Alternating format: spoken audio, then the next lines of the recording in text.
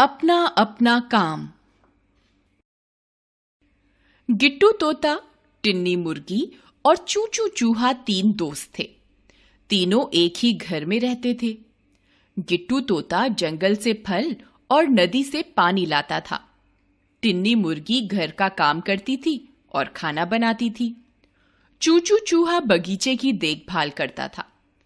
तीनों अपना अपना काम बहुत मेहनत से करते थे और प्यार से रहते थे। पास ही एक पेड़ पर कालू कौवा रहता था। उसका कोई दोस्त नहीं था। उसको सब काम अकेले करना पड़ता था। उसको तोते और मुर्गी की दोस्ती अच्छी नहीं लगती थी। एक दिन गिट्टू तोता फल लाने गया। रास्ते में कालू कौवा मिला।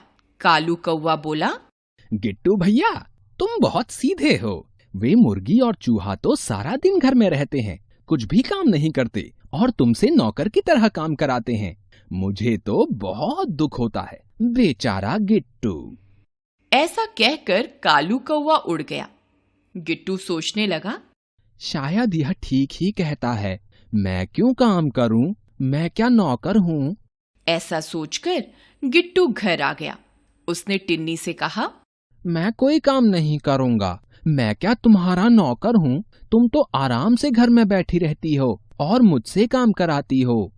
टिन्नी बोली, अच्छा, तुम ऐसा सोचते हो तो कल से तुम घर का काम करो, मैं पानी लाऊंगी। अगले दिन टिन्नी पानी लाने गई। चूचू बगीचे से सब्जी लाने गया। गिट्टू खाना बनाने लगा। उसको खाना बनाना तो आता नहीं था। उसके हाथ जल गए, खाना भी जल गया। वह रोने लगा। टिन्नी और चूचू घर आए। उन्होंने देखा कि खाना नहीं बना है और गिट्टू रो रहा है। गिट्टू ने कहा, मैं खाना नहीं बना सकता, देखो मेरे हाथ भी जल गए। चूचू उसके लिए दवा ले आया। टिन्नी ने उसके हाथों में दवा लगाई, फिर खाना बनाया। तीनों दोस्त खाना खाने बैठे। टिन्नी ने कहा, घर का काम करने से कोई नौकर या मालिक नहीं बन जाता। कोई काम छोटा या बड़ा नहीं होता, सबको मिलकर काम करना चाहिए।